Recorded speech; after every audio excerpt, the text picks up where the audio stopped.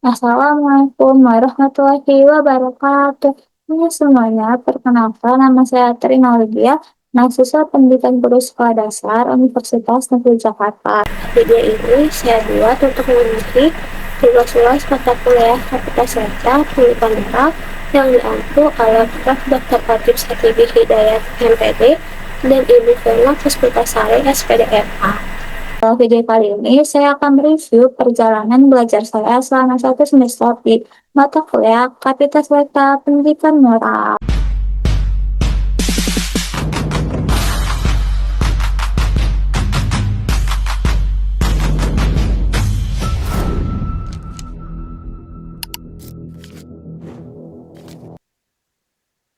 Di awal perkuliahan, saya belajar bahwa nilai, norma, dan moral merupakan 3 hal yang saling berkaitan.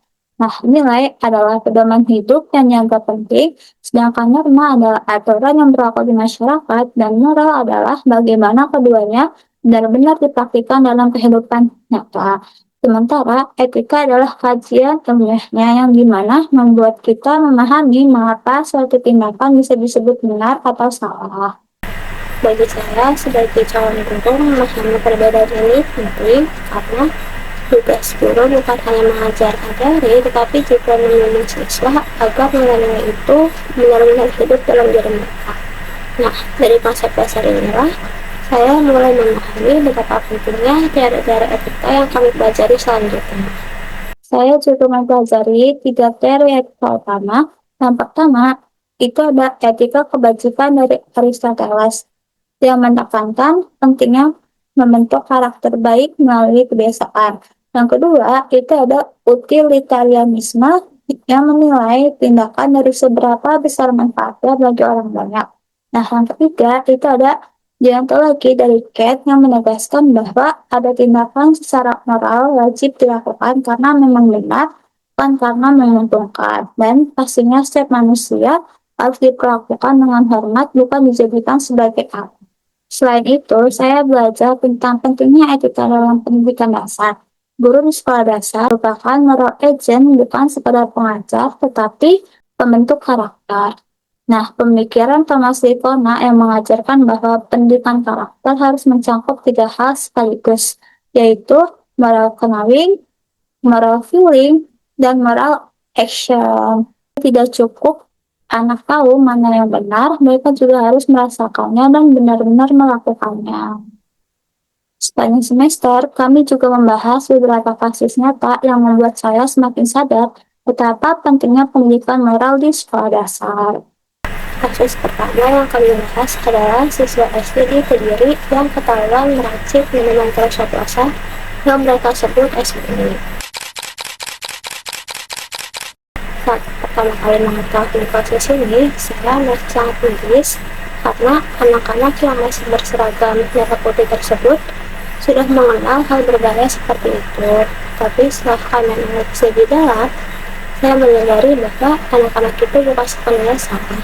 Lingkungan yang tidak mengawasi, akses yang terbuka, dan kurangnya pendidikan karakter sejak dini, semuanya ikut berkontribusi. Itu mengingatkan saya bahwa pendidikan moral tidak bisa hanya menjadi tanggung jawab sekolah saja, tetapi harus berjalan bersama antara keluarga, sekolah, maupun masyarakat. Lalu, ada kasus kedua yang tidak kalah menggetarkan, yaitu kasus siswa SD di Pekanbaru yang meninggal dunia pada November, diduga tidak perundungan oleh teman sekelasnya.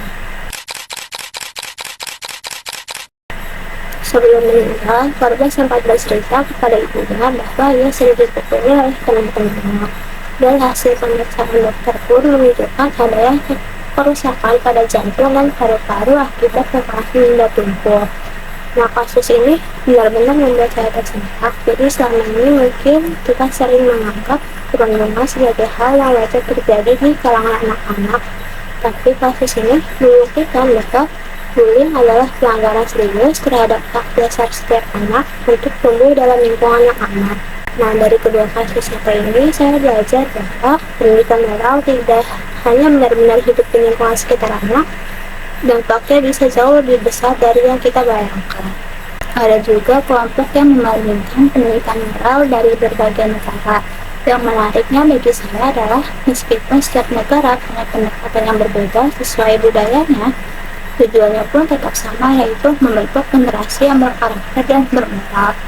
Di sini saya menyadari bahwa Indonesia pun bisa mengambil pelajaran dari negara lain tanpa harus meninggalkan nilai dan budaya lokal yang kita miliki. Dari semua yang saya pelajari, ada satu hal yang paling berkesan bagi saya, dan di mana pendidikan moral bukan sesuatu yang diajarkan dalam satu kali selesai. Ia harus hidup dalam kebiasaan, dalam cara guru berbicara, dan dalam bagaimana kelas dikelola setiap harinya. Sebagai calon guru SD nantinya, saya ingin menjadi guru yang hadir, bukan hanya hadir secara fisik di kelas, tetapi hadir untuk setiap anak, termasuk yang paling pendiam atau yang paling sering diabaikan. Nah, saya ingin menciptakan kelas yang inklusif, di mana tidak ada anak yang merasa tidak diterima. Dan saya ingin menjadi teladan karena anak-anak belajar lebih banyak dari apa yang mereka lihat daripada dari apa yang mereka dengar. Mata kuliah ini mengajarkan saya bahwa tugas guru SD jauh lebih dalam dari sekedar mengajarkan materi. Kita adalah orang yang ikut membentuk cara anak melihat dunia dan memperlakukan sesama. Dan itu adalah tanggung jawab yang tidak bisa dianggap ringan. Mungkin demikian refleksi saya atas mata kuliah Fakultas Data Pendidikan Moral. Semoga apa yang saya pelajari tidak berhenti di bangku kuliah, tetapi benar-benar terbawa saat saya kelak berdiri di depan kelas dan menghadapi anak-anak yang sedang tumbuh dan membutuhkan bimbingan. Sekian, terima kasih.